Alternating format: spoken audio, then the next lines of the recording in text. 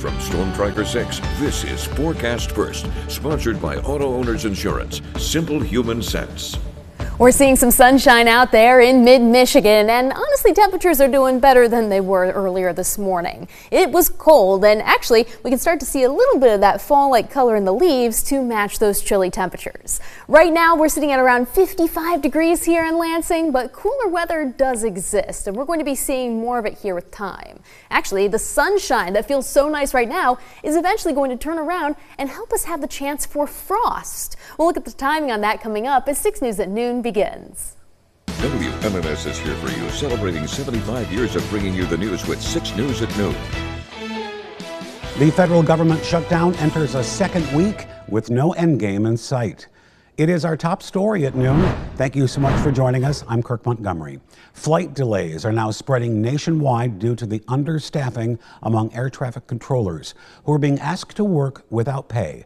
Concerns were growing among hundreds of thousands of furloughed workers after President Trump suggested some of them may not get their legally mandated back pay once the shutdown ends.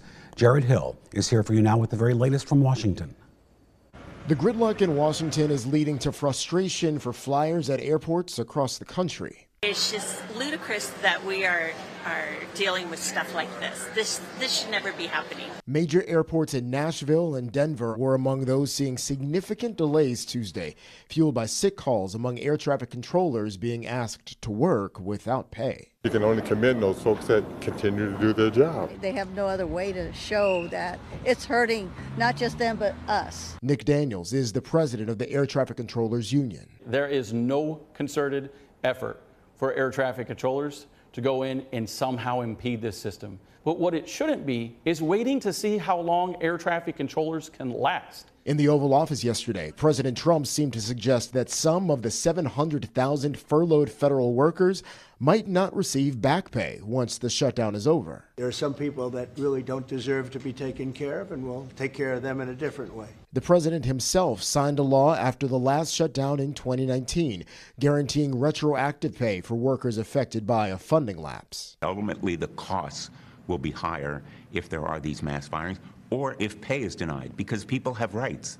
They will sue for damages. This shutdown is nothing more than political cover for Chuck Schumer and the Democrats. If the shutdown stretches past this week, over 1 million active duty troops won't receive their October 15th paychecks, despite having to report for duty. Jared Hill, CBS News. And Michigan Congresswoman Haley Stevens weighed in on the shutdown, particularly President Trump's claim that he may not give federal workers their legally mandated back pay. It's very frustrating to see a commander-in-chief who doesn't care about paying federal workers, people who are working through a shutdown in this time, try and throw them away like yesterday's trash. It's wholly unacceptable. We should be doing everything to ensure that people are compensated for their work and that their pocketbooks are protected. Now, the Michigan state budget is finally set, and that includes more than $1 billion in road funding. And part of that money will come from a new 24% wholesale tax on marijuana. And now the Michigan Cannabis Industry Association has filed a lawsuit against the state yesterday, claiming this new tax is unconstitutional.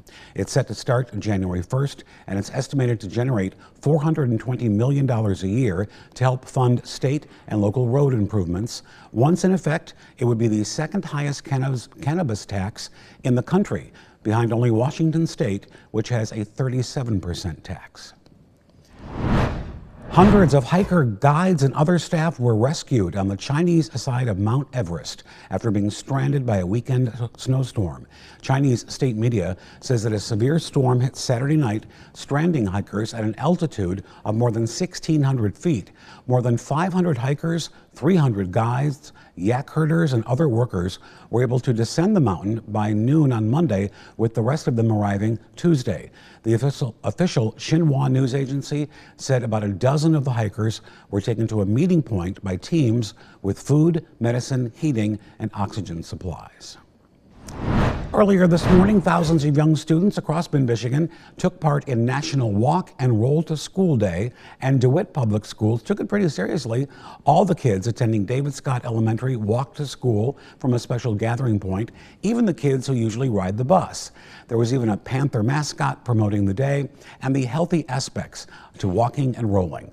Organizers from Scott School say it's an important day. Walking to school is really important because children get their bodies ready for school, and it gives them time to chat with friends and allows them that bilateral activity that is just good for brain development. The 29th annual National Walk and Roll to School Day event is being promoted in Michigan by Safe Routes to School, a federally legislated program administered by the Michigan Department of Transportation. Lansing city officials joined with U of M Health Sparrow Hospital to celebrate the opening of a new pharmacy, urgent care, and occupational health services building. It's located in the former Rite Aid building at the corner of Michigan Avenue and Pennsylvania Avenue. Sparrow officials say it's part of their commitment to the community to provide access to care and protect everyone's health. This wasn't in our plans, but it actually is a community asset. This is the only pharmacy in downtown Lansing that's on a bus stop. When patients want to visit urgent care, it's an easy in and out, extended hours, and then we also have occupational health clinic here. From Storm Tracker 6, this is Weather First, sponsored by Auto Owners Insurance. Simple human sense. It's feeling like fall in mid-Michigan, and when you look across our quad cams, you see a lot of blue sky. Even with all that sunshine, though, temperatures remain in the mid-50s. It has been a slow climb from our morning temperatures that were in the 40s, and right now, we're seeing most spots that are in the mid-50s, and likely will be staying right around there for the rest of the day. When you look at our overall temperature map across the Midwest, there's cold air off towards our north, and that's the direction our wind is coming from. So while the sun tries to warm us up, that cold air is kind of undercutting its efforts, and that's what's leaving us in a fairly neutral position in the mid-50s. Our satellite and radar also shows that nothing's happening out there. We are rain-free after a soggy day yesterday, and from here to the Pacific coast, there isn't anything happening. It's actually more interesting. Oh, it doesn't even want to show it to you. That's okay, I'll tell it to you. There's nothing going on, and when we switch it to water vapor imagery, there's a magical reveal of our colors. There's a lot of orange and red, showing that we have dry air coming in from Canada. That's what's giving us the nice weather here for today, even if our temperatures struggle. We'll be in the upper 50s at best. Some spots might make a run for the low 60s, but I'm not counting on it. And then we get to the main story of this forecast, and that's tonight. Mainly our temperatures. We'll be in the mid to even low 30s, and with clear skies, that means the chance for some frost. Now, the National Weather Service has put out a frost advisory, but that's over towards the east side of the state.